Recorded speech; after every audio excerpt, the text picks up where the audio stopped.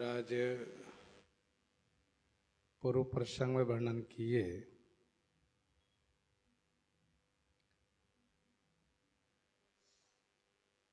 सब देवता भगवान शिव के विवाह में बाराती बन करके चल रहे हैं। भगवान शिव जैसे दुल्हा हैं उनके योग्य बाराती नहीं थे। तो भगवान विष्णु के कहने पर सब देवता अपने अपने समाज को अलग किए, तो भगवान शिव भी अपने समाज को बुला करके सम्मिलित कर लिए। अब जैसे दुल्हा वैसी बाराती बन गई।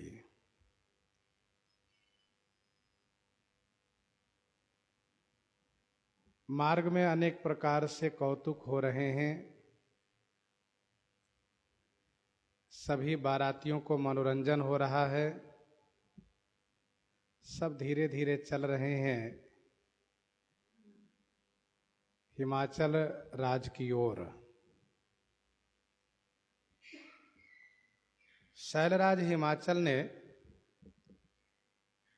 बड़े ही सुंदर, मनमोहक और बृहद मंडप की रचना करवाए हैं। रचना में बड़ी विचित्रता है, इसलिए उसका वर्णन नहीं किया जा सकता।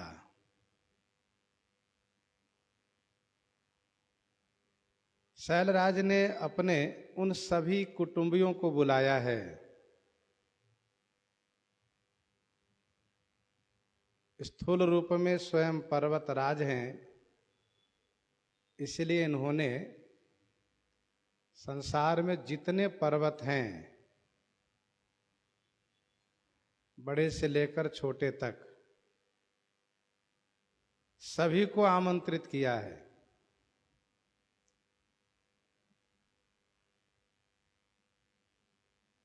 पर्वत से संबंधित है वन, पर्वत से संबंधित है नदी, और नदी से संबंधित है सागर। इसलिए इन्होंने सबको आमंत्रित किया। वन सागर सब नदी तालाबा, हिमगिरि सब कहाँ नेवत पठावा। वन सागर सब नदी तालाबा,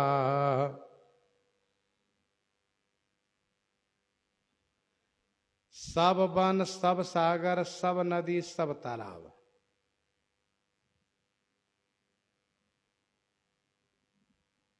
हिमगिरि सबकह नेवत पठावा, हिमाचल ने सभी को निमंत्रित किया है, सबके पास न्योता भेजा है।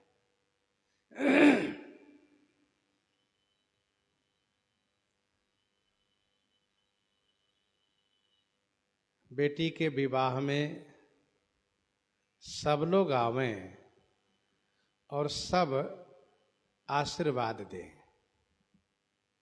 यही कामना है हिमाचल की।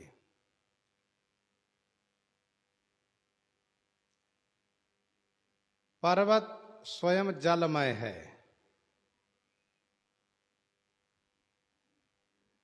तभी तो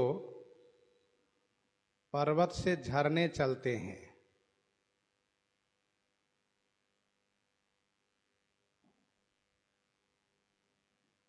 तो पर्वत जलमय है। जलहिम उपल विलग नहीं जैसे। पर्वत के ऊपर वन है। पर्वत के ऊपर वन तभी होगा जब पर्वत सजीव हो, पर्वत जलमय हो और पर्वत से झरने चलते हैं, झरनों से नदी हो जाती है, तो पर्वत के नद पुत्र है, नदी पुत्री है।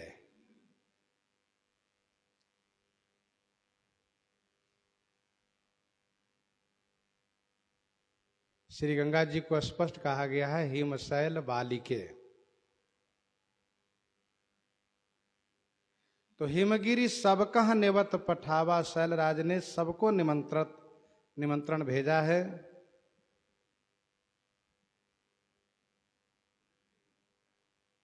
जितने पर्वत हैं, उदय अस्त अरुगिरी कैलासु, मंदर मेरु सकल सुरवासु, शैल हिमाचल आदिक जेते।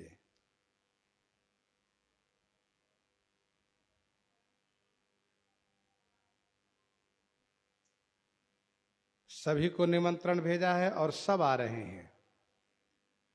तो ऐसा नहीं समझना चाहिए कि सभी वन आ गए, सभी पर्वत आ गए, सभी वन सभी पर्वत अपने स्थूल रूप में आ गए, ऐसा नहीं समझना चाहिए। इसलिए गोस्वामी जी ने स्पष्ट करते हुए कहा कि काम रूप सुंदर तनुधारी, सहित समाज सहित बर नारी। काम रूप, काम रूप माने इच्छा रूप। जब चाहें जैसा रूप धारण करना कर सकते हैं, इसलिए कहा काम रूप। सुंदर तनुधारी, सभी ने सुंदर शरीर धारण किए, अपने परिवार के सहित और पत्नी के सहित चले हैं, सहित समाज सहित बर नारी।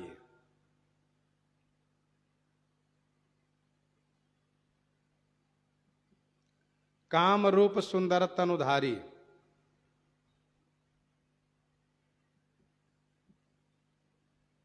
जिनके नाम ऊपर लिए गए, जैसे पर्वत वन सागर नदी तालाब, इन सब का दो रूप है। जैसे आप कछुए को देखिए, घोंघा को देखिए, सीपी को देखिए, उनका बाहरी रूप अलग है, अंदर अलग रूप है उसमें।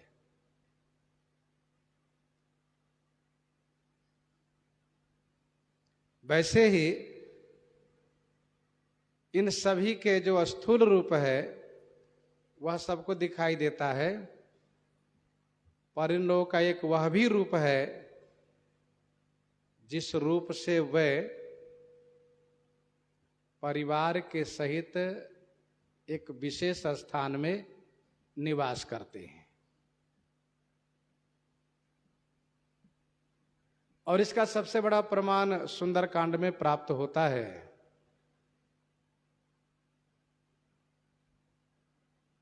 भगवान श्री रामचंद्र जी अपने मंत्रियों से पूछते हैं, सागर पार की विधि क्या है? विभीषण जी महाराज कहते हैं, सागर से विनती करनी चाहिए, सागर मार्ग दिखाएंगे, मार्ग देंगे। भगवान श्री रामचंद्र जी उनकी बात मान करके सागर से प्रार्थना करते हैं।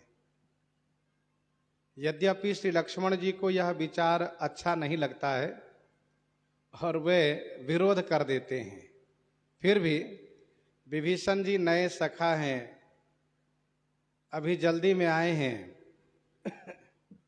और सागर तट के रहने वाले हैं,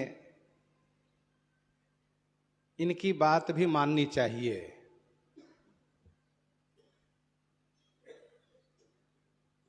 विभीषण जी साधु हैं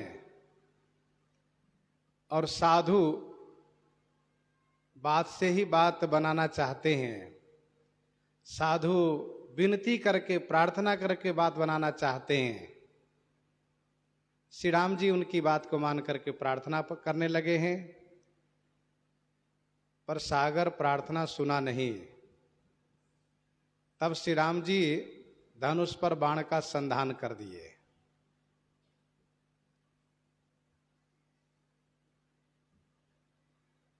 अग्नि बाण का संधान किए, सागर के भीतर अग्नि लग गई है।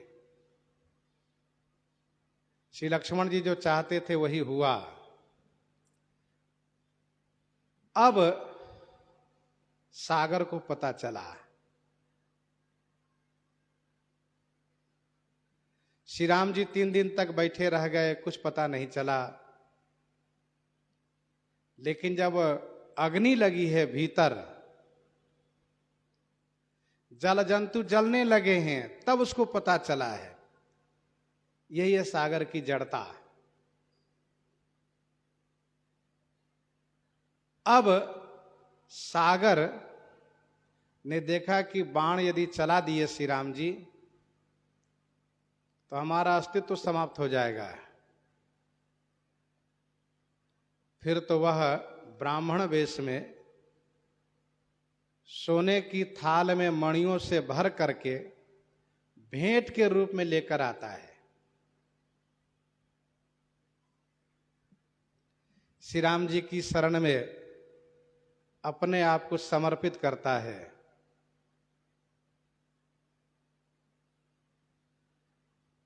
जब सागर अनुनय विनय करता है तो श्री राम जी उन पर प्रसन्न हो जाते हैं और फिर से उनसे फिर वही चर्चा करते हैं कि हम उस पार जाना चाहते हैं, उसकी विधि आप बताइए। सागर विधि बता देते हैं। इसके बाद गोस्वामी जी कहते हैं, निज भवन गवन्यु सिंधु।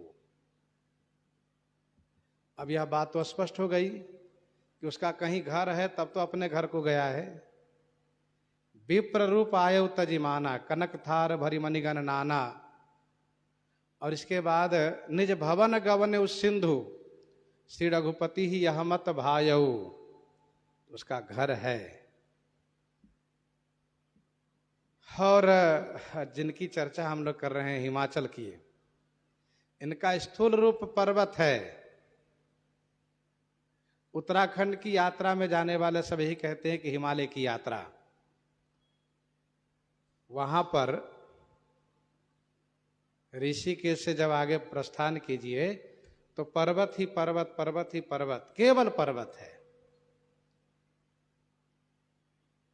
हिमालय है। लेकिन इनका एक महल है। और हम लोग उस दिन चर्चा किए थे, औषधि प्रस्थ नगर है। औषधि प्रस्थ नगर है तो वहां पर भगवती श्री पार्वती जी ने जन्म लिया है, हिमाचल की धर्म पत्नी श्री मैना जी के गर्भ से। तो इन सब का एक वह रूप है जो सबको दिखाई नहीं देता है। तो काम रूप सुंदर तनुधारी, वैसे यहां समझना चाहिए सभी वन, सभी पर्वत। ध्यान दीजिएगा, सबके एक अधिष्ठाता देवता, यूं समझ लीजिए। जैसे एक और उदाहरण सुन लीजिए। जैसे श्री हनुमान जी महाराज लंका में भगवान नरसिंह को स्मरण करते हुए बहुत छोटा रूप बना करके प्रवेश करते हैं। पहले तो बहुत देर मंथन करते हैं, विचार करते हैं कैसे लंका में जाना चाहिए। यहां तो सब प्रकार से सुरक्षा है, जल में रक्षा, थल में रक्षा, नभ में रक्षा, सब तरफ रक्षा ही रक्षा है। कैसे जाना चाहिए, इसी बात को बहुत विचार करके और फिर छोटा रूप बना करके, बहुत छोटा रूप, मशक समान रूप कपिधरी। लेकिन लंकनी रोक देती है। और शोरगुल करने लगती है। श्री हनुमान जी एक मुक्का मारते हैं, वह लुढ़क जाती है, उनके मुख से रक्त निकलने लगते हैं, खून की बमन करती हुई लुढ़क जाती है। फिर इसके बाद संभाल करके उठती है और बहुत अनुनय विनय करती है और बहुत बढ़िया बात बताती है, मेरा तो भाग्य उदय हुआ कि आपका दर्शन मिला।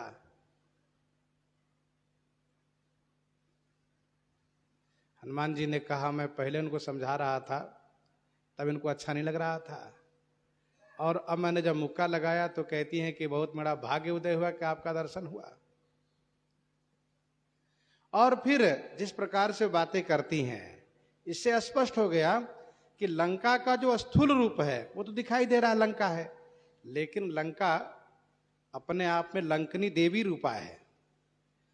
अच्छा, भारतीय संस्कृति में जहां भी कोई नगर गांव पूर्व बसाया जाता है, उसकी अधिष्ठात्री देवी होती है, ग्राम देवी कहलाती है, पूजी ग्राम देवी सुरनागा, तो देवी होती है। वैसे ही जो तालाब बनाए जाते हैं, कुआं बनाए जाते हैं, उनको एक स्थापना की जाती है, उनका नाम रखा जाता है। यह हमारी संस्कृति रही है।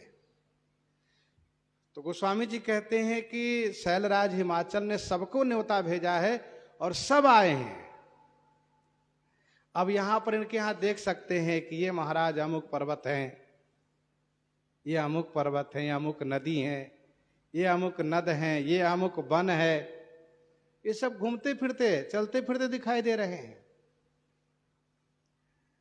और इसीलिए उत्तरकांड में जो दोहा है उसको स्मरण करना चाहिए कि जो नहीं देखा नहीं सुना जो मनहु न समाई, सो सब अद्भुत देखे बरनि कवन विधि जाई।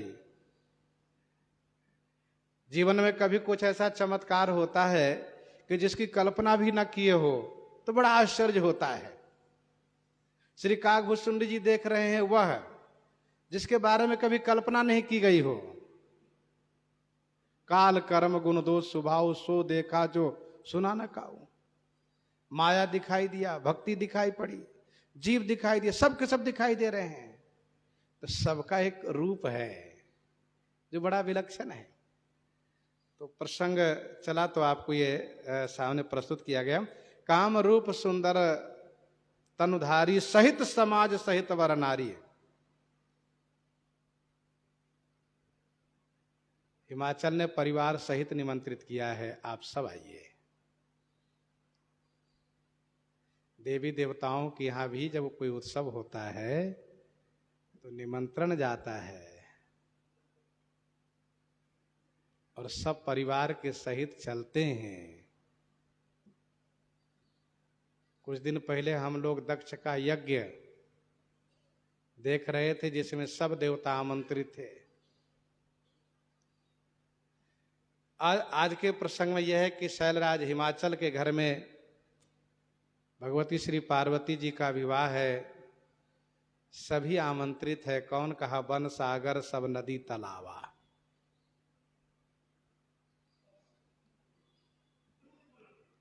समाज के सहित और नारी के सहित, सहित समाज सहित वर नारी सुंदर तनुधारी, सुंदर शरीर धारण किए। देखो भाई, जब कोई उत्सव में जाता है तो सुंदर न भी हो तब भी सुंदर बन करके जाने का वह प्रयास रखता है। बढ़िया से बढ़िया कपड़े पहन लेगा और अपने चेहरे को कम से कम 10 बार शीशे में देख लेगा और सभी आभूषणों को ठीक कर लेगा जितना हो सके, क्योंकि वहां दिखाना है, लोग देखेंगे। तो ये स्वाभाविक है और ये सबकी प्रकृति है। यहां पर भी सबने सुंदर तनुधारी, सुंदर शरीर धारण किए। क्यों? क्योंकि जहां जा रहे वहां के सब लोग सुंदर ही हैं। बनिता पुरुष सुंदर चतुर छवि, देखी मुनि मन मोहहि, देख देखे मुनि मन मोहहि। वनिता पुरुष सुंदर चतुर छवि देखे मुनि मन मोहहि। इसलिए सब सुंदर बन के गए। एक बात और ध्यान देना चाहिए, जैसा समाज हो वैसा कम से कम वेश बना लेना चाहिए। जैसा समाज हो वैसा वेश बना के जाना चाहिए।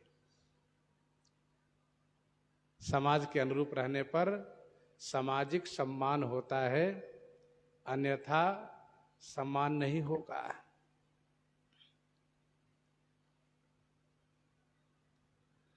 समाज के अनुसार वेश। भगवान शिव पहुंच गए नीलगिरी पर।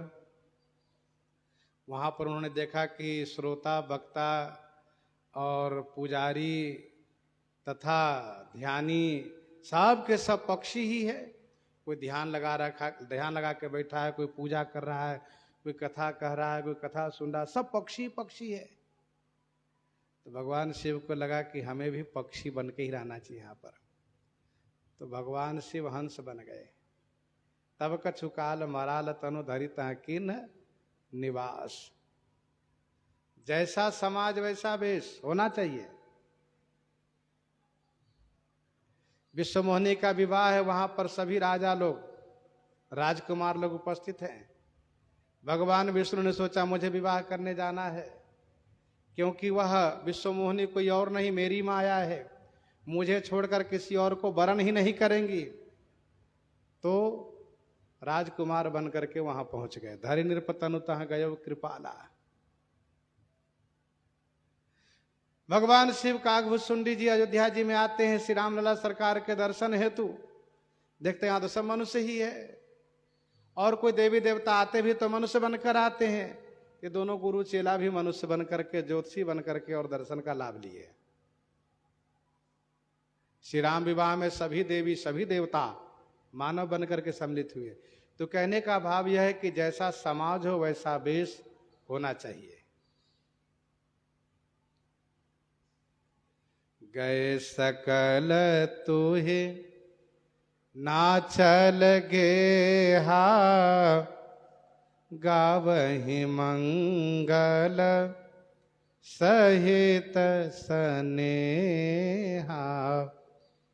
गए सकल तुहे नाचल गेहा। गावहि मंगल सहित सनेहा। सकल माने सभी के सभी। तुहिनाचल गेहा गए। तुहिनाचल माने हिमाचल। तुहिन माने हिम, अचल माने पर्वत। तो हिमाचल के घर पहुंचे।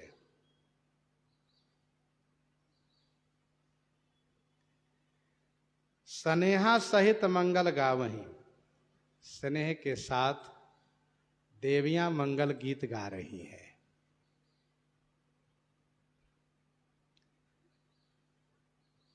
अच्छा,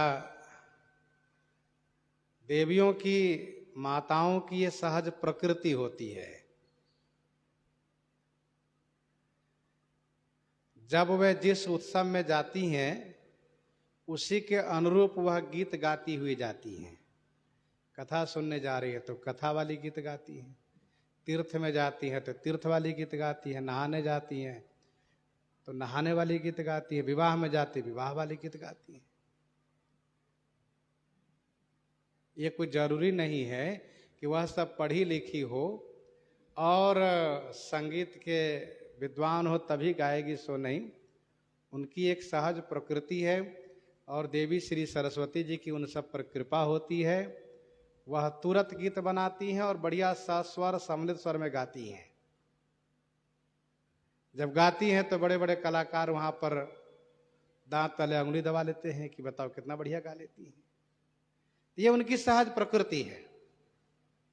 गावहि मंगल सहित स्नेहा।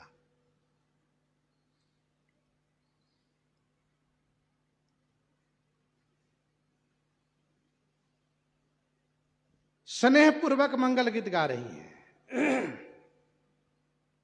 गावहि सुंदरी मंगल गीता, लय लय नाम राम रु सीता।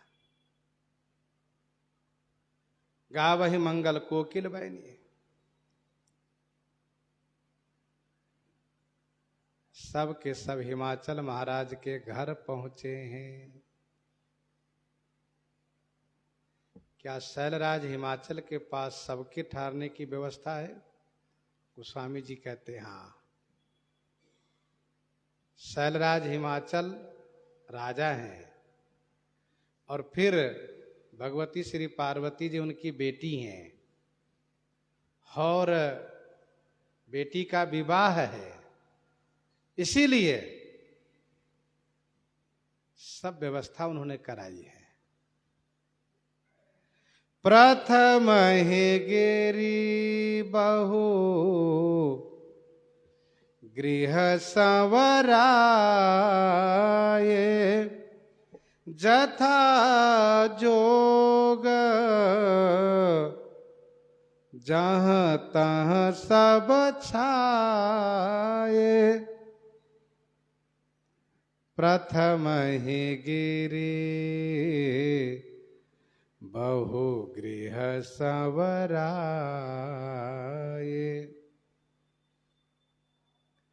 प्रथम ही माने पहले ही। ऐसा नहीं कि मेहमान आ जाए तब घर में झाड़ू लगवाओ, बिस्तर लगवाओ, सो नहीं। प्रथम ही, पहले ही शैलराज हिमाचल ने बहुगृह संवराए, बहुत से घर संवराए हैं, सजवाए हैं।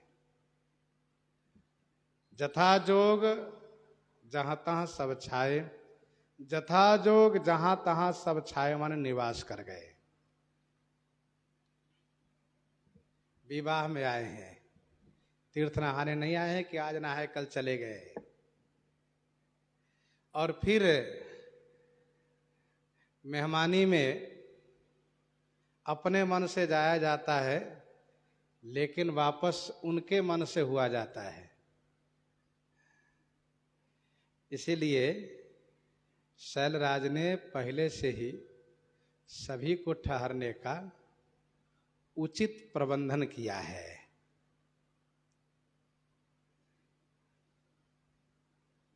जथा जोग, व्यवहार में जथा जोग का अनुपालन किया जाता है, करना चाहिए। तसी पूजा चाहिए जस देवता। अब जिनका परिवार जैसा है, जितना बड़ा है,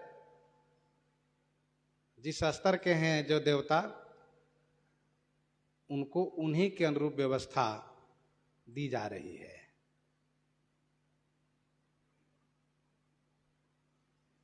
जिससे कि उनके मन में संकोच न हो और उनको परेशानी न हो। जथा जोग, गोस्वामी जी ने बड़ा सुंदर शब्द रखा, जथा जोग।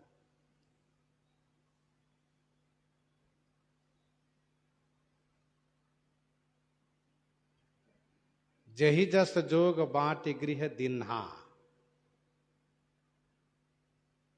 ये तो असुरों में भी जथा जोग का पालन होता है। सुखी सकल रजनीचर किन्हा, जथा जोग पीढ़न बैठारे। जथा जोग सन्मान प्रभु विदा किए मुनि वृंद। जथा जोग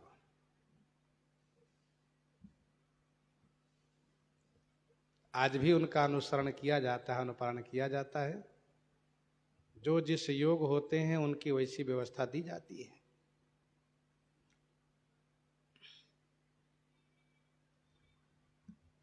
पुर शोभा अवलोकी सुहाई,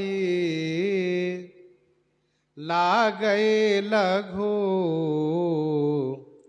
बिरंच निपुनाई। पुर शोभा अवलोकी सुहाई, लागै लघु बिरंच निपुनाई।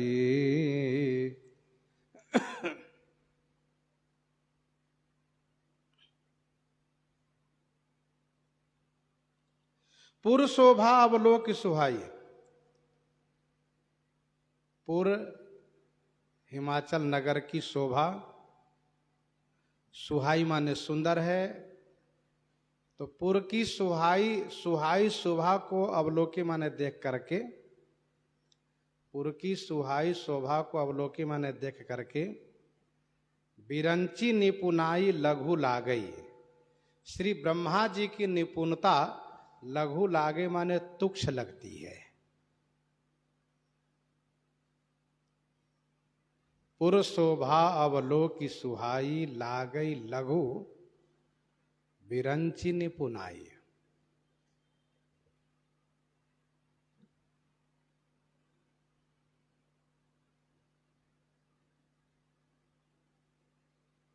अद्भुत शोभा है।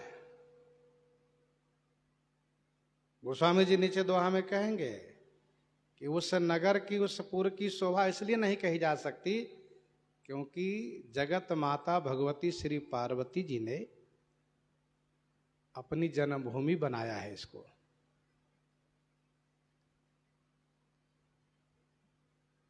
पुर शोभा अवलोकी सुहाई लागई लघु बिरंची निपुणाई। बिरंची की निपुणता लघु लगती है, तुच्छ लगती है, क्योंकि भगवती श्री पार्वती जी वह हैं जिनकी शक्ति से त्रिदेव सृष्टि का कार्य संपादित करते हैं। कवितावली उत्तरकांड 173 में, कवितावली उत्तरकांड 173 पद में गोस्वामी जी ने लिखा, रचत बिरंची हरि पालत हरत हर, तेरे ही प्रसाद जग अग जग पालिके। ये सब आपकी कृपा से सृष्टि का कार्य होता है।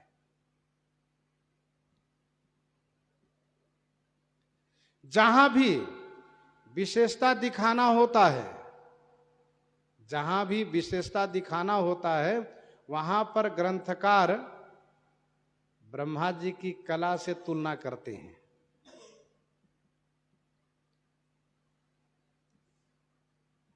चारु बजारु विचित्र अंबारी, मणिमय विधि जनु स्वकर समारी।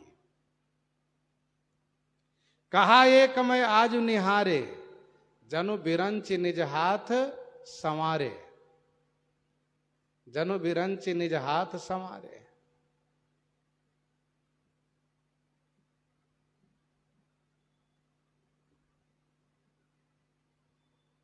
तो गोस्वामी जी यहां कहते हैं कि लागई लघु बिरंची निपुणाई। ब्रह्मा जी की निपुणता छोटी लगती है, उनकी कला छोटी लगती है। लघु लाग विधि की निपुणता, अवलोके पुरसो भासही। बन बाग कूप तड़ाग सरिता, सुभग सब सक को कही। लघु लाग विधि की निपुणता। गोस्वामी जी कहते हैं, पुर शोभा अवलोकी विधि की निपुणता सही लघु लाग। पुर की शोभा को देखने से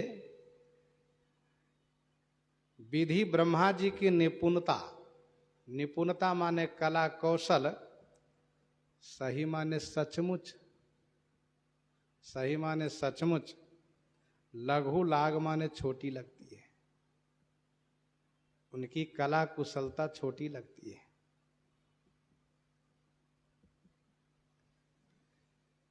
गोस्वामी जी कहते ऐसा नहीं कि मैं बढ़ाकर कह रहा हूं, सो नहीं, सही सचमुच। क्योंकि यहाँ पर भगवती श्री पार्वती जी का प्रभाव प्रकट हुआ है, ईश्वरत्व प्रकट हुआ है।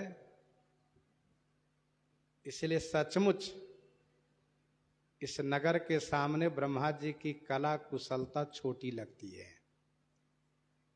बन बाग कूप तड़ाग सरिता सुभग सब सक को कही। वन बाग, वन प्रदेश, बाग, बाग उसे कहते हैं जहाँ वृक्ष लगाया जाता है, फलदार वृक्ष। कूप माने कुआं, तड़ाग माने तालाब, सरिता माने नदी, सब सुभग, सब सुंदर है। सक को कही सक, कौन कह सकता, अर्थात कोई भी नहीं।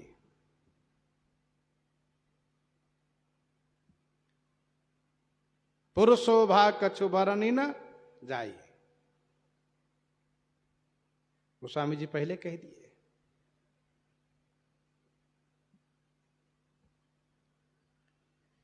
ये पुर के बाहर की शोभा है।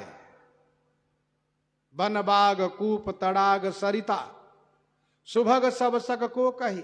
सुमन वाटिका बाग बन विपुल विहंग निवास फूलत फलत सुपल्लवत सोहत पुर चहु पास। मंगल विपुल तोरण पताका के तो गृह गृह सोहहि बनिता पुरुष सुंदर चतुर छवि देखे मुनि मन मोहहि। देखे मुनि मन मोहहि। मंगल विपुल, विपुल माने बहुत से, मंगल माने मांगलिक, तोरण माने बंधनवार। बंधनवार उसे कहते हैं जो उत्सव के समय में द्वार के ऊपर, चौखट के ऊपर, द्वार के चौखट के ऊपर डोरी में आम्र पल्लव, अशोक पल्लव लगा करके बांध दिए जाते, उसको बंधनवार कहते हैं।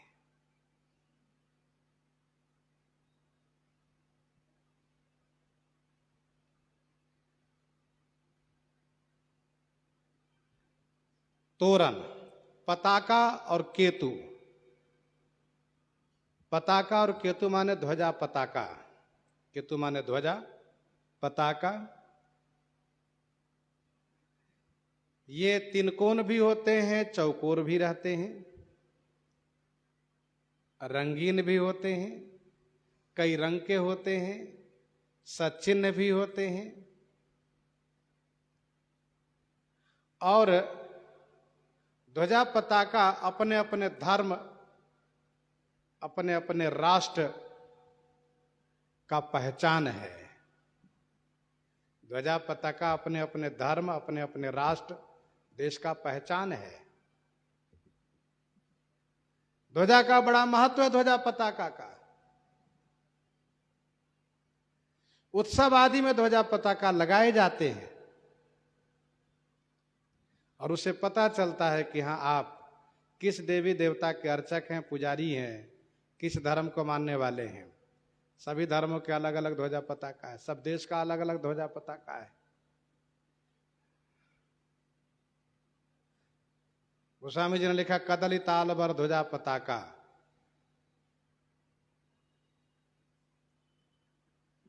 जो छोटा है वह ध्वजा है, जो बड़ा है वह पताका है। कदली ताल बर ध्वजा पताका। केले को और ताल के वृक्ष को ध्वजा पताका कहा गया। आप देखेंगे कि केले और ताल में ऊपर ही केवल पत्ते दिखते हैं, नीचे बिल्कुल प्लेन रहता है। वैसे ही 2-3-4 हाथ के डंडे में जो पताका जो लगाए जाते हैं उसको ध्वजा कहते हैं, और जो बड़े डंडे में 19 हाथ तक डंडे में लगाए जाते हो उसको पताका कहते हैं। कहीं बहुत बड़ा है उसी को ध्वजा कहते हैं, छोटे वाले को पताका कहते हैं। लेकिन गोस्वामी जी ने लिखा कदली ताल बर ध्वजा पताका, तो कदली ताल बड़ ध्वजा पताका में यथा कर्मालंकार से देखेंगे तो ध्वजा छोटी है, पताका बड़ा है, स्पष्ट है। गृह गृह सोहहि, सब घर घर में सुशोभित है। सभी ने अपने द्वार पर बंधन बार लगाए हैं और ऊपर मकान के ऊपर ध्वजा पताका लगाए हैं। सुंदर शोभा हो रही है। नीचे कलश संवारे हैं, कलश लगाए हैं। मंगल कलश विचित्र संवारे सबहि धरे सजी निज निज द्वारे बंधन बार पताका केतु सबनि बनाए मंगल हेतु। सुन शुभ कथा लोग अनुरागे मग गृह गली संवारन लागे। तो सभी उत्सव सजा रहे हैं। भगवती श्री पार्वती जी के प्रति सबका अत्यधिक स्नेह है। सभी परिवार को ऐसा लग रहा है कि हमारे घर में ही शादी, हमारी बेटी की शादी है। सब उत्सव मना रहे हैं। बनिता पुरुष सुंदर चतुर छवि देखी मुनि मन मोहि। बनिता माने स्त्री और पुरुष, सब सुंदर हैं, सब चतुर हैं। इन सब की छवि देखने से मुनिमन मोहि, मुनियों का मन मोहि माने मुग्ध हो रहा है। मोहि का मतलब मुग्ध हो रहा है। मुनि लोग चकित हो रहे हैं। ऐसी शोभा, अभूतपूर्व शोभा। बनिता पुरुष सुंदर चतुर छवि देखे मुनि मन मोहि।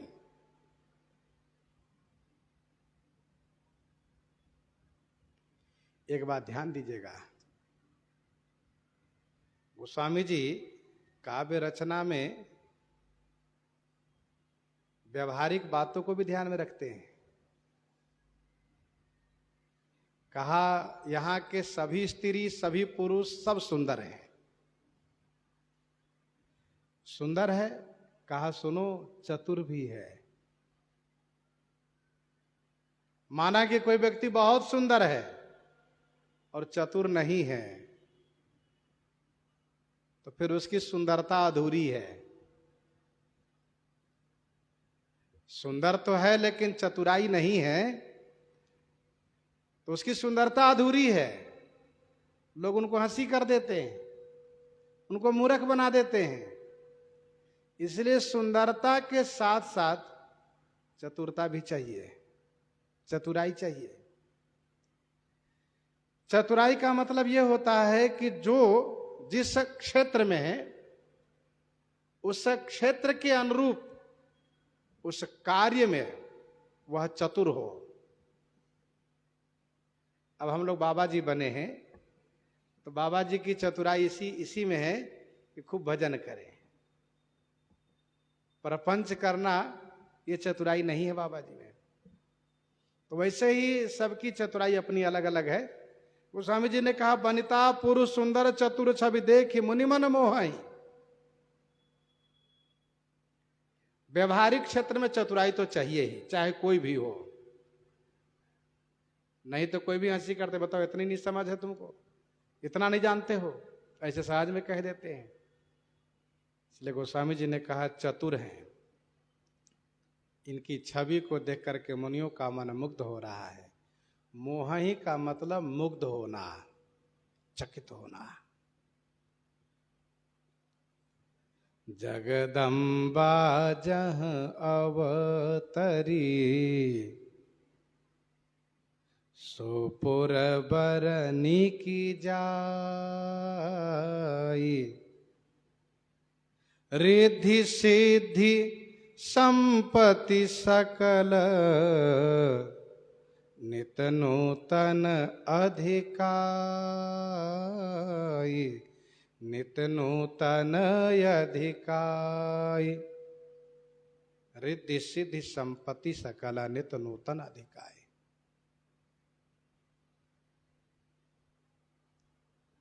जगदम्बा जहां अवतारी, सो पुर बरनी की जाए। जगत माता भगवती श्री पार्वती जी जहां अवतार ली हैं कि सोपुर वर्णि जाइए। की माने क्या? सोपुर माने वह पुर वर्णन किया जा सकता है? अर्थात नहीं।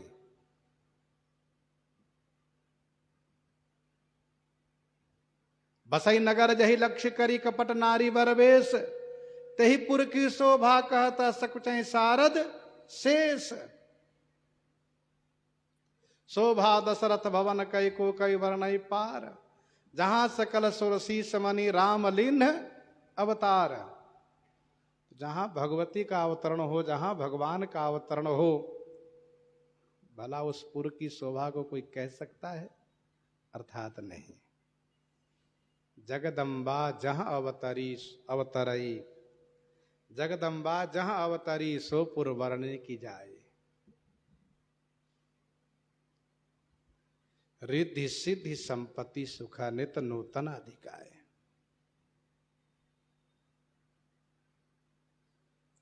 रिद्धि नवनिधियां, रिद्धि माने नवनिधियां। महापद्मश्च पद्मश्च, शंखो मकर कच्छपौ, मुकुंद कुंद नीलश्च, खरवश्च निधियो नवः। सिद्धि माने अष्ट सिद्धि। अणिमा गरिमा लघिमा महिमा प्राप्ति प्रकाम्य ईशित्व वशित्व, सारी संपत्तियां।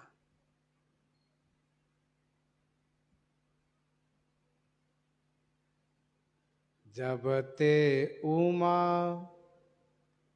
शैल गृह जाई, सकल सिद्धि संपत्ति तह छाई।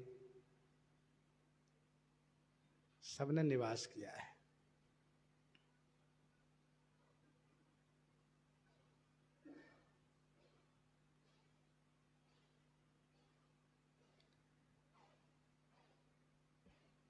रिद्धि सिद्धि संपत्ति सकल, नित्य नूतन अधिकाई। अर्थात उन सुख में, उन संपत्तियों में नित्य नयापन है। देखो, एक ही जैसा सुख,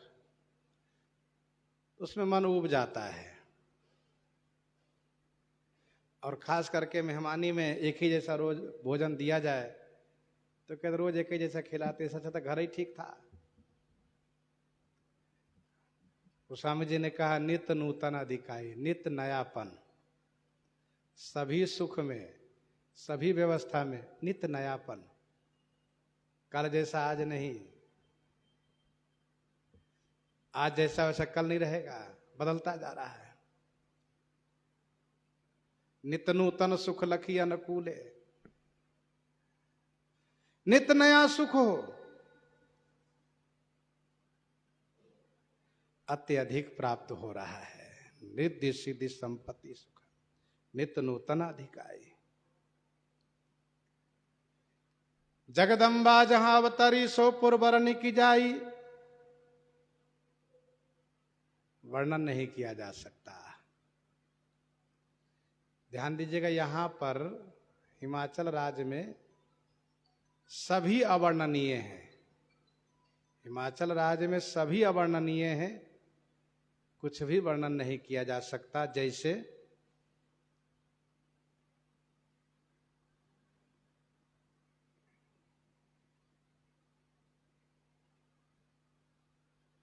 यहाँ हिमाचल रचे बिताना, यहाँ हिमाचल रचे बिताना, अति विचित्र न जाई बखाना। मंडप का वर्णन नहीं किया जा सकता।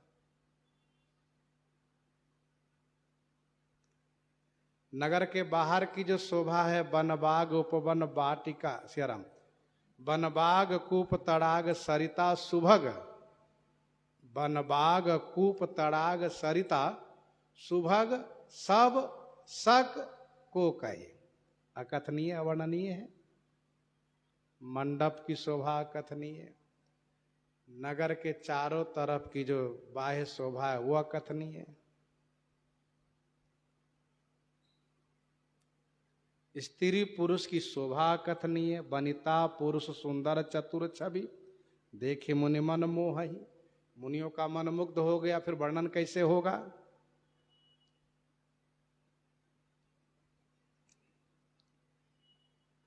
पुर का वैभव अकथनीय। जगदम्बा जहां अवतरी सोपुर बरनी की जाई, जगदम्बा जहां अवतरी सोपुर बरनी की जाई। अब आगे के बारे में सुन लीजिए। सो जेवनार की जाई बखानी, भोजन का ही वर्णन नहीं किया जा सकता। सो जेवनार की जाई बखानी, बसई भवन जहि मातु भवानी।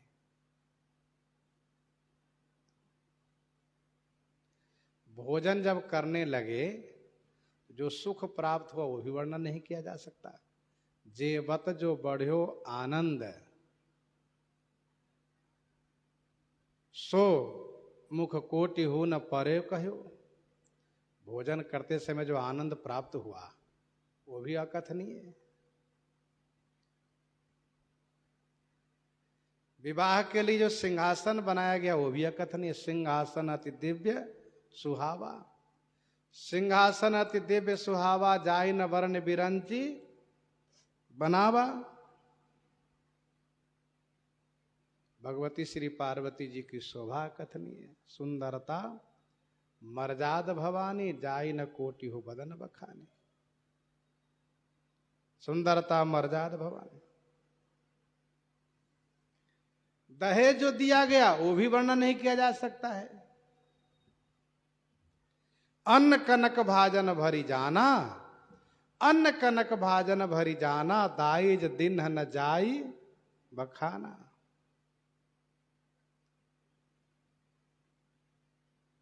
विदाई के समय जो प्रेम बढ़ा वो भी अकथनीय। पुनि पुनि मिलति परत गही चरना, परम प्रेम कछु जाई न बरना। तो गोस्वामी जी भगवान शिव के विवाह प्रसंग में इतना कहते जा रहे हैं कि सब अकथनीय है। लोग ये ना समझे कि श्री राम जी के विवाह में तो बहुत विस्तार से गाए, भगवान शिव के विवाह में बहुत संक्षिप्त करते जा रहे हैं। गोस्वामी जी कहते हैं क्या करूं, वर्णन ही नहीं करते बनता है। भगवती श्री पार्वती जी का विवाह सब अकथनीय है। अब जरा सोचो, नगर निकट बरात सुन आई, पुरखर भर शोभा अधिकाई। नगर निकट बरात सुन आई, पुरखर भर शोभा अधिकाई। नगर निकट बारात सुनी आई।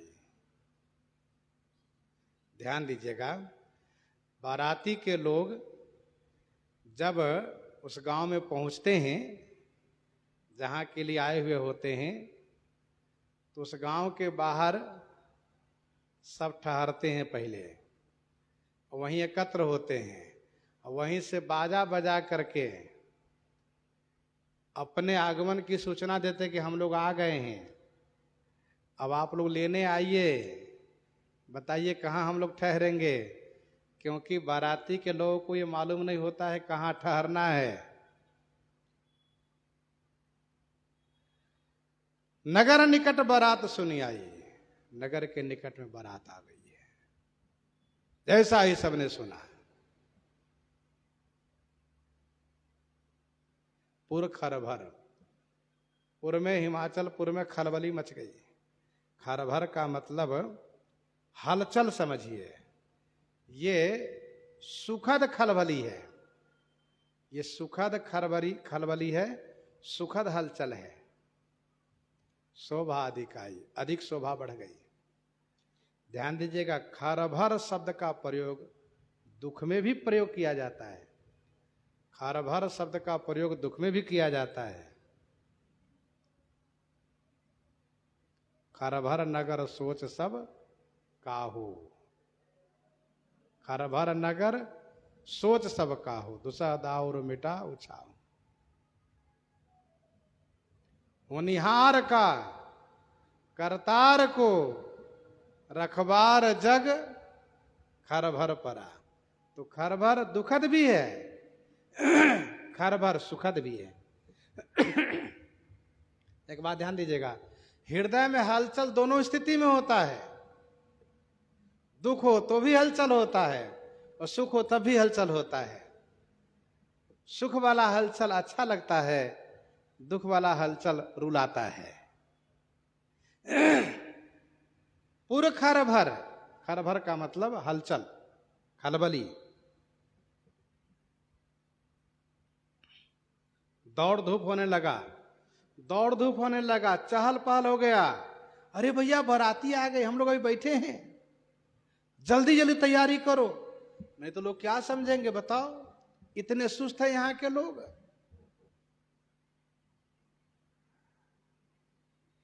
इसलिए पुर खरभर शोभा अधिकाई। करी बनाव सजी बाहन नाना, चले लेन सा दरयगवाना। करी बनाव सज बाहन नाना, चले लेन सादर अगवाना। नाना वाहन सजी बनाव करी, सादर अगवाना लेन चले। अनेक वाहन सजाए, हाथी घोड़ा आदि स्वयं सज लिए। देखो इस समय में बाराती के लोग सजे होते हैं घराती को दिखाने के लिए, और घराती के लोग सजे होते हैं बाराती को दिखाने के लिए। यह स्पर्धा की बात रहती है। छड़े छबीले छैल सवा, सूर सुजान नवीन।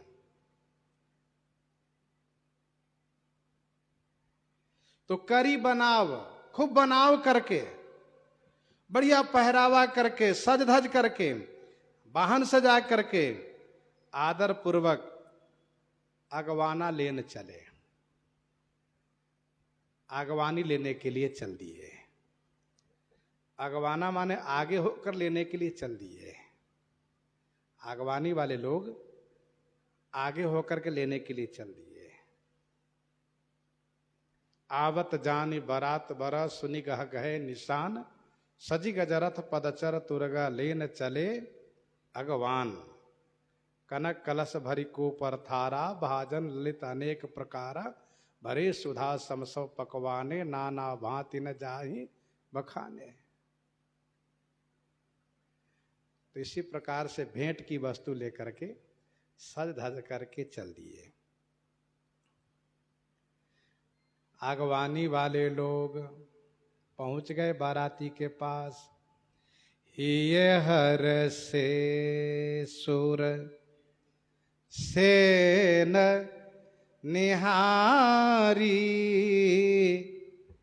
हरि ही देखी अति भय सुखारी।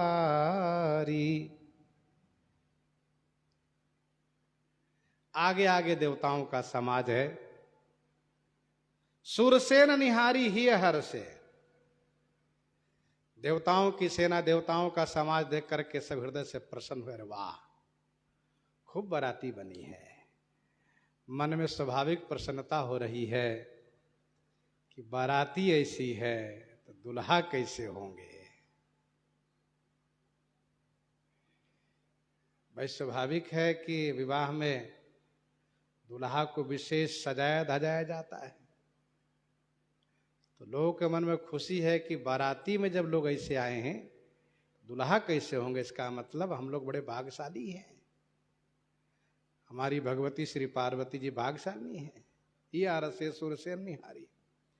इसके बाद उनको देव समाज को कुछ आगवानी लोग लेकर चल दिए, चलिए उनको लेकर आगे बढ़िए। इसके बाद भगवान विष्णु दिखाई दिए। हरि ही देखयति भय सुखारी, श्री हरि को देखने से अतिशय सुख प्राप्त हुआ। अरे वाह, अति सुंदर सुचि सुखद सुशीला, गा वही वेद जासु जस लीला। बड़ी सुंदर मनमोहन, हरि ही देखयति भय सुखारी। इनको भी लेकर प्रस्थान किए। शिव समाज जब देखन लागे, बिडरी चले वाहन सब भागे। अब लोग आगे बढ़े, पता चला कि दुल्हा पीछे हैं। तो लोगों ने माना कि भाई दुल्हा बड़े व्यवहारिक हैं, उन्होंने सोचा सबको आगे करके हम पीछे रहें, एक व्यवहार कुशलता है, सबको सम्मान देना। तो जैसे शिव समाज जब देखन लागे, जैसे वहां पहुंचे तो बिडरी चले वाहन सब भागे। सब वाहन बिडरी भाग चले। सब वाहन बिडरी माने विशेष डर करके, भड़क करके भाग चले सब।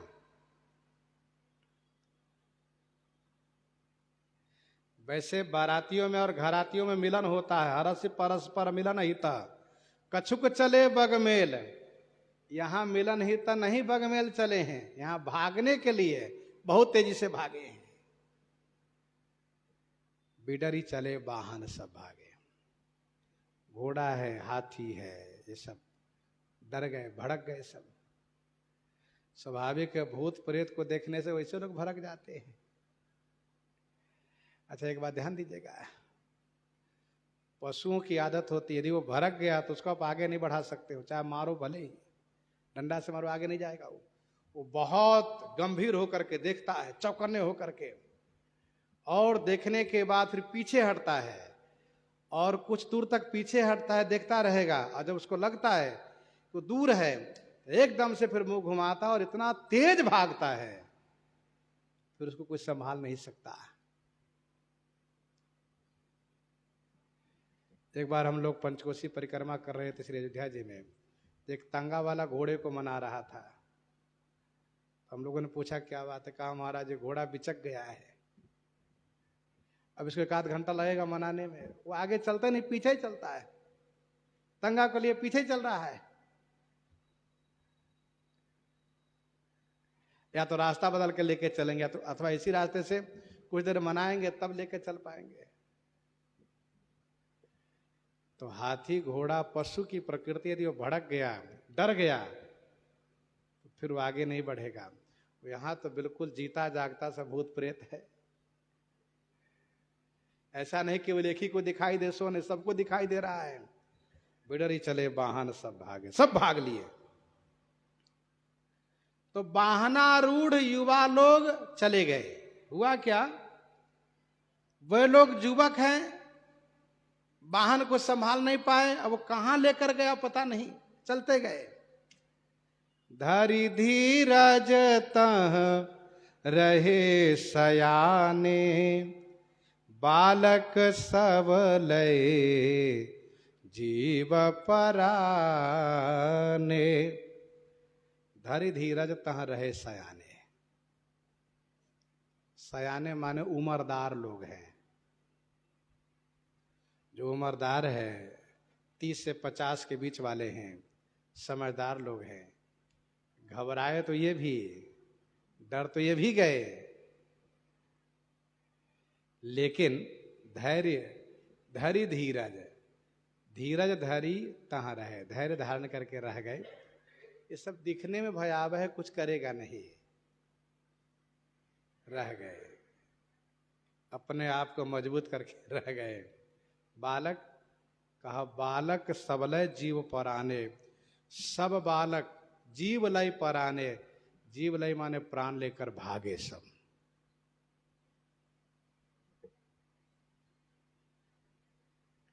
युवक वाहन पर थे, वाहन भाग लिया है, बालक प्राण लेकर भाग गए, सयाने लोग वहां रह गए।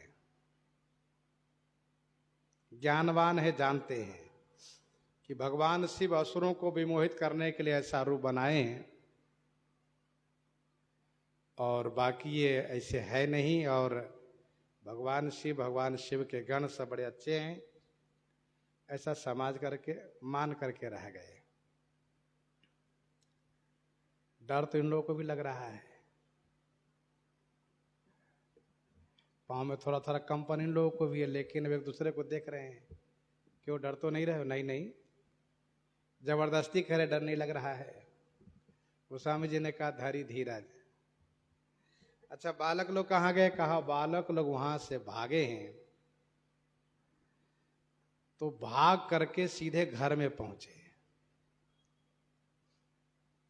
हांफते हुए कांपते हुए घर में घुसते चले गए। घर में भी जो सबसे भीतर वाला कमरा है, उस कमरे में चले गए।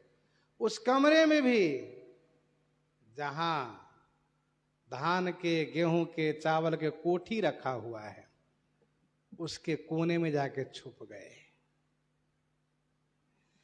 गए भवन पूछहि पितु माता, कहहि बचन भय कंपित गाता। गए भवन पूछहि पितु माता। भवन में गए तो पिता माता पूछने लगे, बेटा क्या हुआ?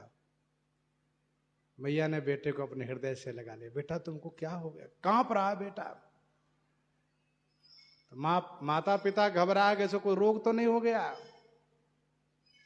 देखो, भूत प्रेत को देखने के बाद दशा ऐसी होती है।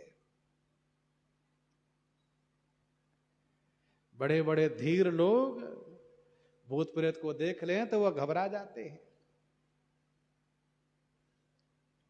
एक सज्जन मिले थे तो उनसे बातें हुई, तो उन्होंने कहा मैं युवा था और मुझे सेना में भर्ती होने की इच्छा थी, इसलिए मैं दौड़ लगाता था और मैं उस प्रकार से प्रयास कर रहा था कि मजबूती हमें। तो हमसे लोगों ने कहा कि संध्या काल, प्रदोष काल में इधर मत जाना, क्योंकि यहाँ प्रेत रहता है। तो एक युवा का एक उत्साह होता, उमंग होता है, अरे प्रेत है तो क्या हो गया, कोई हम कमजोर थोड़े, डरते थोड़े ना है। गए। एक दिन उनको प्रदोष काल में उधर से सफेद कपड़े में दिखाई दिए और उनको ये भूल गया कि प्रेत भी है। तो इन्होंने रोक दिया उनको, कहा, पूछा कौन हो तुम? तो उसने घूर करके देखा और हाथ से इशारा किया कि जाओ, और फिर ये भी चलते भय। जब 10 कदम आगे बढ़े तब इनको याद आया कि देखे कहाँ गया, पीछे तो कहीं है नहीं। तब उनको याद आया कि भूत तो नहीं, वहीं बेचारे गिर गए, मूर्छित हो गए वहीं। थोड़ी देर के बाद होश में आए और फिर वे घर आए, और इसके बाद उनके ऊपर प्रेत की छाया बहुत दिनों तक लगी रही, बहुत दिनों तक, वर्षों तक। तो कहने का भाव यह है कि प्रेत को देखने के बाद बड़े बड़े धीर लोग अधीर हो जाते हैं। अभी आपने सुना धैर्य धीरता रहे सयाने, बेचारे बच्चे लोग हैं, डरना स्वाभाविक है। बच्चे जब कुछ उत्पात करते हो तो माँ बाप, दादा दादी उनको भूत प्रेत की कहानी सुना के डरवा देते हैं, बेचारा शांत हो जाता है। यहां पर गए भवन पूछहि पितु माता, कहीं बचन भय कंपित गाता। भय कंपित गाता बचन कहे, भय से शरीर कांप रहा है, बोली नहीं निकल रही है, बोल रहे हैं। इसका मतलब यह हुआ कि जमदूत जिसको दिखाई देता है, भूत प्रेत जिसको दिखाई देता है, उसकी बोलती बंद हो जाती है, भले ही वो बड़ी बड़ी बातें करता हो, सेखी बघारता हो, लेकिन जब जमदूत उसको दिखाई देता है तो सारी बोलती बंद। बालकों ने कहा कि जमकर धार, जमदूतों का ये समूह है, इसलिए सब घबराए हुए। माता ने पूछा क्या हुआ बेटा? पिताजी पूछ रहे बेटा क्या हुआ बताओ। तो बेटे ने कहा कहिए का। बार बार आप पूछ रहे हो का हुआ क्या हुआ, अरे कहिए का, कही जाई न बाता, जम कर धार किधौ बरियाता। आप लोगों ने कहा जाओ बेटा बाराती देख आओ, हमारे महाराज की बेटी की शादी है, बाराती आई है, बाराती देखने जाओ। और वो बाराती है। बच्चों ने खींच करके कहा कहिए का है, क्या कहें हम आपसे, कहिए का है, कही जाए न बाता, कुछ बात कही नहीं जा सकती।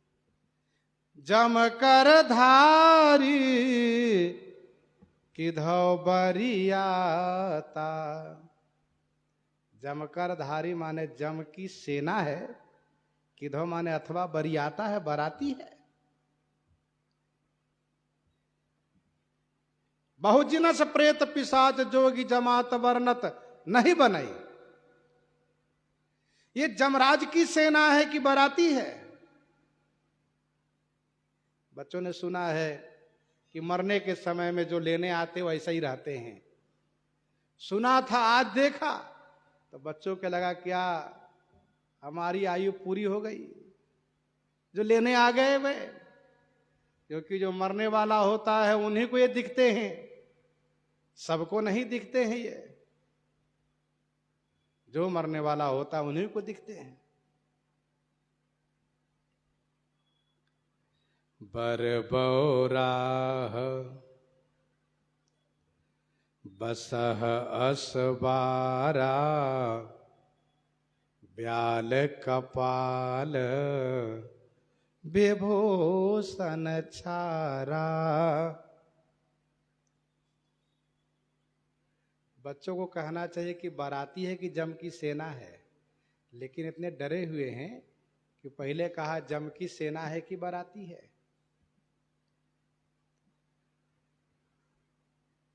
बरबौराह, बर तो बौरा है, बर बौरा है, बौराह माने बौरा पागल है। बसह सवारा, बैल पर बैठा, उनको घोड़ा नहीं मिला। बच्चों से पूछा गया कि आपने भाई बर को पागल क्यों कहा? कहा पागल इसलिए कहा क्योंकि कोई भी समझदार व्यक्ति सीधा बैठता है, घोड़े के मुख तरह मुंह करके बैठता है, हाथी के मुंह तरह मुंह करके बैठता है। और ये बर बैल पर बैठा है और बैल की पूंछ तरह मुंह करके बैठा है, उल्टा, इसलिए पागल है वो। उल्टा बैठा है। ब्याल कपाल विभूषण छारा, बर जो होते हैं दुल्हा, वे मणि की माला पहने रहते हैं, धोती कुर्ता पहने रहते हैं, बढ़िया जूता मोजा डंडा बढ़िया छड़ी लिए रहते हैं, तलवार आदि लिए रहते हैं। यहां कहा सांप लपटे हैं, जिधर देखो वहीं सांप अपना फन फैलाया है। और मुंडों की माला, खोपड़ी की माला और आभूषण विभूषण छारा, छारा माने राख, राख उनके आभूषण है। तन छार ब्याल कपाल भूषण, नगन जटिल भयंकरा। तन छार ब्याल कपाल, तन माने शरीर में छार, छार माने राख लपेटे हुए हैं, ब्याल माने सर्प और कपाल माने मुंड, ये धारण किए हैं आभूषण में।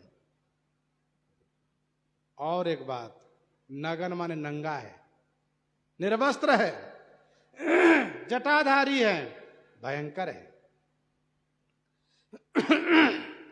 भगवान शिव तो बाघंबर पहन रखे थे, फिर नगन क्यों कहा?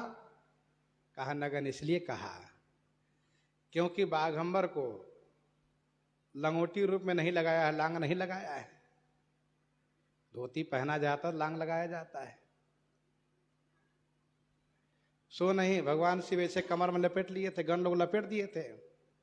अच्छा, बाघंबर होता है कड़क। जब नंदी पर उनको बैठाया बसहा पर, वो खिसक के ऊपर चला गया और देखने वाले बच्चे नीचे से देख रहे हैं, इसलिए बच्चों ने कहा नगन, नंगे हैं बे, उनको कपड़ा नहीं मिला पहनने के लिए, जटाधारी है, भयंकर है। संग भूत प्रेत पिशाच निशिचर, संग भूत प्रेत पिशाच जोगिनी, विकट मुख रजनी चरा। संग में भूत है, प्रेत है, पिशाच है, जोगिनियां हैं। विकट मुख माने विकट मुख वाले हैं, ऐसे मुंह फैलाते हैं कि लगता खा जाएंगे, विकट मुख। रजनीचरा माने राक्षस है, राक्षस है, विकट मुख, भयंकर मुख वाले। नरहार रजनीचर चरही, राक्षस भी साथ में है, भूत प्रेत पिशाच जोगिनियां है।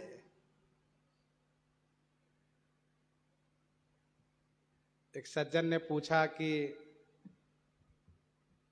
भगवान शंकर विवाह के लिए सुंदर भी तो बन के जा सकते थे। इसका उत्तर यह है कि भगवान शंकर देवर्षि नारद जी के वचन को सत्य कर रहे हैं। जोगी जटिल अकाम मन नगन अमंगल वेश, अस स्वामी यही कह मिलही परि हस्त हसी रेख। भगवान श्री राम जी नारद वचन सत्य सब करे हों तो शिव जी भी सत्य कर रहे हैं।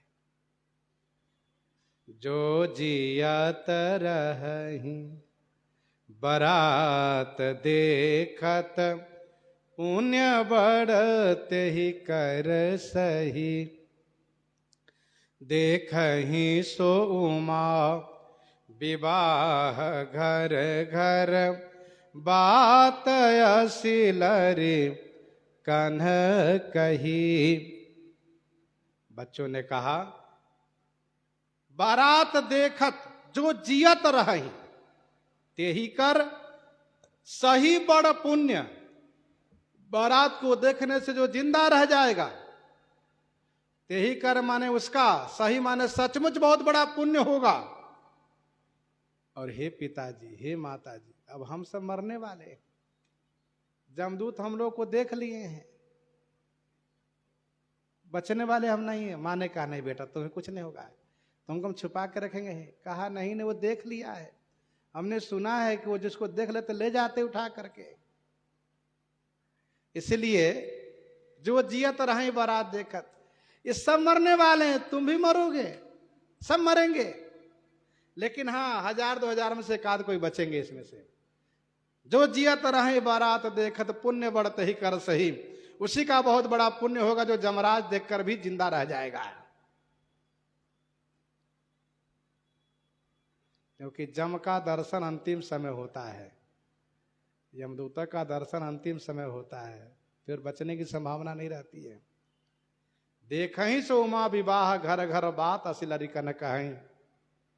सो माने वही श्री उमा जी का विवाह देखेगा, बाकी कोई विवाह देखेगा नहीं। घर घर बात असिलरी कन कही। भगवान शिव के समाज को समझ करके माता पिता हंसने लगे, बच्चे को समझाए डरो मत, कुछ नहीं होगा। खूब समझा रहे हैं, बाल बुझाए विविध विधि निडर हो डर नाही। प्रसंग को हृदयंगम करते हुए इस सूचना के साथ कि कल मणि पर्वत पर झूला है, और अयोध्या जी में मणि पर्वत के झूला की प्रसिद्धि है। झूलनोत्सव तो पूरे सावन भर होता है। अयोध्या जी के प्रमुख कुछ ऐसे मंदिर है जहाँ पर पूरे सावन झूलनोत्सव होता है, लेकिन खास करके कल से अर्थात श्रावण शुक्ल तीज से विशेष रूप से सभी मंदिरों में सभी जगह झूलन प्रारंभ होता है और वो भी मणि पर्वत से प्रारंभ हो जाता है।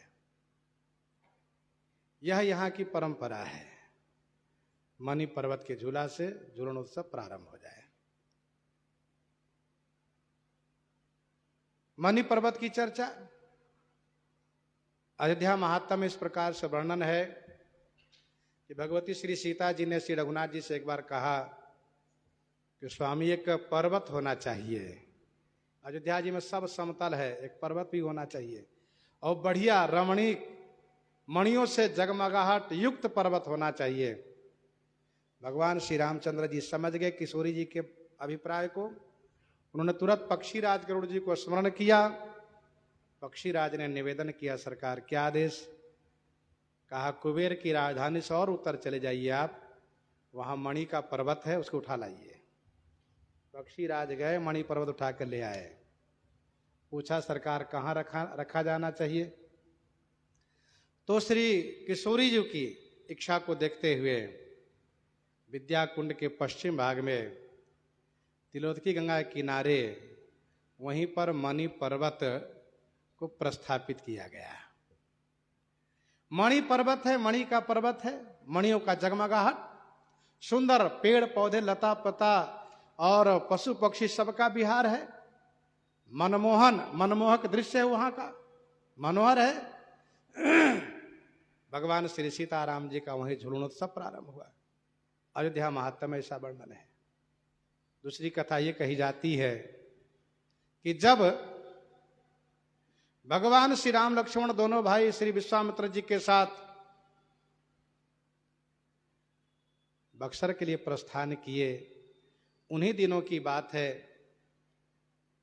माता श्री कैकेयी जी ने स्वप्न में एक दिव्य महल का दर्शन किया और उस महल को बनवाने के लिए महाराज से आग्रह किया। महाराजा श्री चक्रवर्ती जी ने श्री कैकेयी जी से कहा कि उस महल का कोई नक्शा। कहा महल है बड़ा सुंदर, लेकिन नक्शा मुझे नहीं समझ में आ रहा है। इतने द्वार है, ऐसा महल है, सोने का बना हुआ महल है, भव्य है, नव्य है, रम्य है।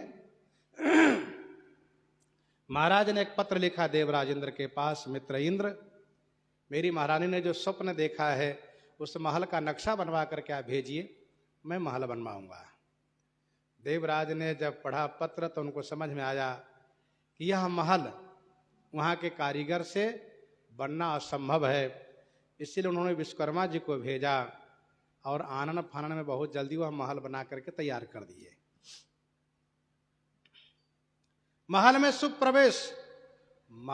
शुभ प्रवेश की तिथि निर्धारित की गई। इसी बीच जनकपुर से दूत आए, भगवान श्री राम के विवाह की चर्चा हुई। महारानी कैकेयी ने प्रवेश कार्य बंद किया, गृह प्रवेश कार्य को बंद किया और फिर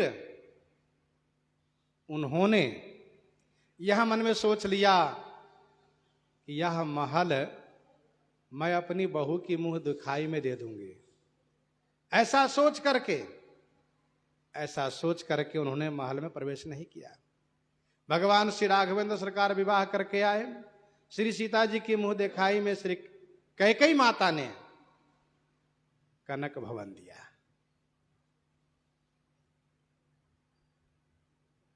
श्री राम जी प्रणाम किए तो माता को बड़ा संकोच हुआ, बहू को तो मुंह दिखाई में कनक भवन दिया, बेटे को क्या देना चाहिए? तो उनके पास इंद्राणी द्वारा प्राप्त एक मणि की माला थी, दिव्य अलौकिक, वह माला श्री राम जी को दिया उन्होंने। श्री राम जी ने उस माला को श्री किशोरी जी के पास रखा।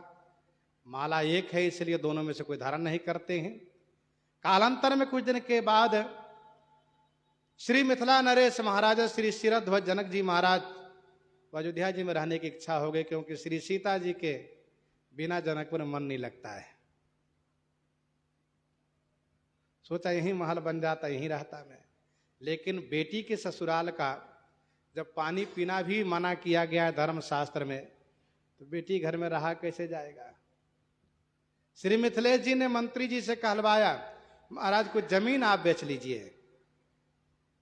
श्री चक्रवर्ती जी ने कहा, हमारी नाक कट जाएगी, बताइए कि चक्रवर्ती होकर के अपने समधी से जमीन बेचते हैं।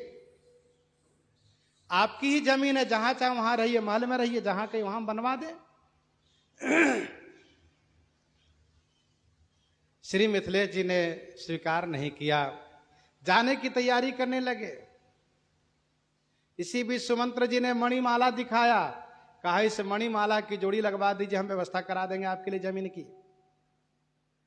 श्री मिथिलेश जी ने देखा ये तो मणि देवलोक की है, ये मेरे पास भी नहीं है। जब निराश हो गए तब श्री किशोरी जी ने पिता श्री जनक जी महाराज से मिलकर के उन्होंने कहा कि मिथिला की भूमि में मणियों की खान प्रकट हुई है पिताजी, वहां से मणि भेज दीजिए और अपनी स्वेच्छा के अनुरूप आप यहां निवास कीजिए। श्री मिथिलेश जी महाराज गए हैं मिथिला जी, वहां से मणियों को गाड़ियों में भर भर करके भेजा है। श्री चक्रवर्ती जी से पूछा गया कहाँ रखा जाना चाहिए, तो वही जो मणि पर्वत है वर्तमान में अशोक वन था, वहीं पर मणियों का ढेर लगाया गया। उसी में से मणि लेकर के माला सुमंत्र जी ने बनवाई है, श्री सीताराम जी धारण किए हैं। और फिर उसी बदले में श्री मिथिलेश जी को जमीन दी गई है जो जनौरा के नाम से प्रसिद्ध है। 14 कोसी परिक्रमा में जनौरा के नाम से प्रसिद्ध है, जनकौरा जनौरा उसका नाम है। तो वहीं पर एक महादेव शिव जी का मंदिर है परिक्रमा मार्ग में, तो वहीं श्री मिथिलेश जी महाराज का निवास बना, वहीं रहने लगे। तो ये मणि जो वहां से मणियां जो मिथिला से आई हैं, उन्हीं मणियों के ढेर से मणि पर्वत हुआ है। भगवान श्री सीताराम जी वहां पर विशेष रूप से बरसात के समय में झूलनोत्सव का आनंद लिया करते थे, ऐसी मान्यता संतों में है।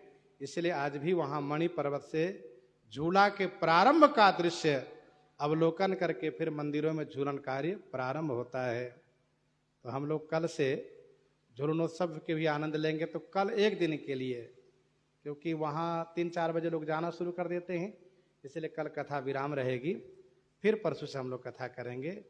इन्हीं के साथ सीताराम सीताराम सीता राम सीताराम सीता